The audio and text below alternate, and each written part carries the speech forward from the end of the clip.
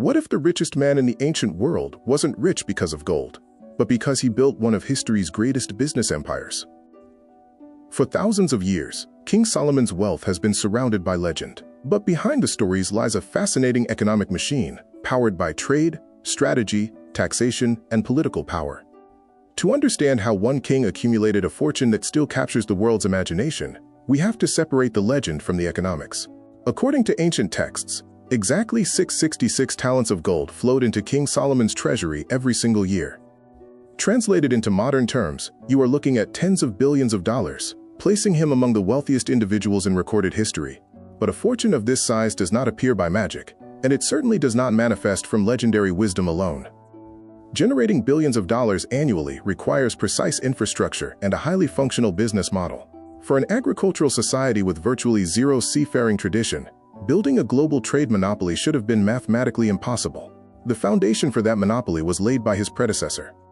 Solomon's father, King David, spent decades fighting brutal wars of conquest, ultimately securing and expanding the kingdom's previously fragile borders. This map of the ancient Near East shows exactly what that security bought. 3 massive distinct trade routes running from Egypt, Mesopotamia, and the Mediterranean all converged directly on Jerusalem. Armies locked in combat do not build commercial networks. Peacetime kings do. And Solomon possessed a rare, decades-long window of absolute peace to exploit this geography. He didn't build an empire from scratch.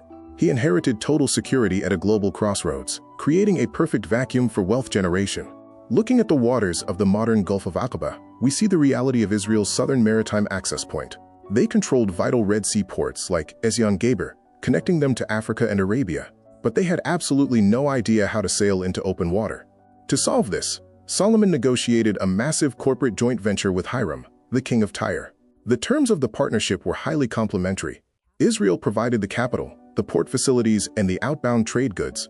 This intricate stone relief carving of a Phoenician galley shows exactly what Tyre brought to the table: the ships and the most advanced navigational expertise in the ancient world.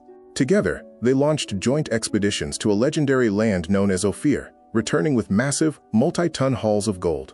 By outsourcing his biggest weakness, Solomon bypassed centuries of trial-and-error ship design. He turned a landlocked agrarian nation into an oceanic superpower almost overnight. Of course, a sustainable empire requires a highly diversified portfolio. Relying entirely on a single distant gold mine is a terrible economic strategy. The real structural backbone of the economy was unglamorous trade taxation. Solomon effectively set up toll booths, extracting revenue from every foreign caravan moving across his territory. Then came diplomatic tribute. Foreign rulers, like the Queen of Sheba, arrived with immense caravans of spices and precious stones, blending international diplomacy with highly profitable trade missions. We also have physical evidence of industrial-scale revenue. These stacked copper ingots found in the Timna Valley, south of the Dead Sea, provide hard proof of massive resource extraction operations during this era. And the spending was equally staggering. Panning across the Temple Mount area in Jerusalem today, you can imagine the sheer scale of capital required to fund elaborate palaces, an iconic ivory throne, and the heavily gold-plated First Temple. Today, academics remain sharply divided on the true scale of all this.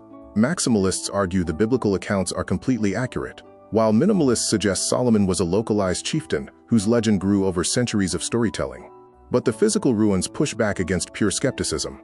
These excavated stone fortification walls at Tel Megiddo validate the presence of a highly centralized state infrastructure. Whether he was a literal ancient billionaire or a prosperous regional king mythologized by later generations, the underlying economic mechanics of taxation, tribute, and strategic trade were undeniably real. However, every great fortune comes with a cost, and Solomon's empire was no exception. The dark side of this ledger is impossible to ignore. This golden age exacted a brutal toll on the everyday citizens living inside it. To build those staggering infrastructure projects, Solomon relied heavily on forced labor, conscripting tens of thousands of his own subjects to toil in quarries and forests. To fund his royal court's lavish lifestyle, he levied crushing taxation across the kingdom's 12 tribal territories. The political fallout arrived the moment Solomon died, and his son Rehoboam assumed power.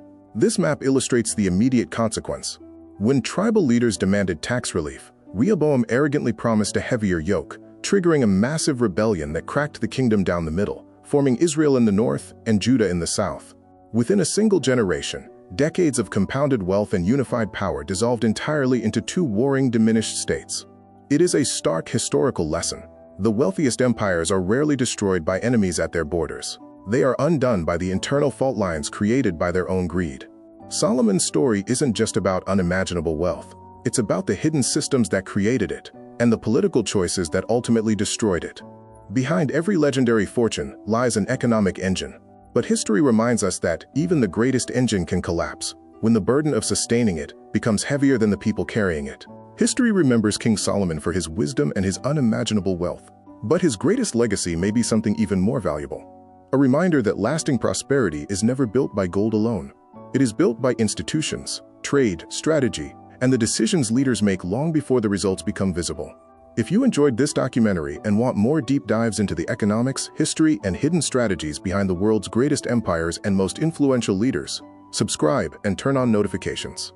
Every week, we uncover the real stories behind the wealth, power, and decisions that shaped civilization. Thank you for watching.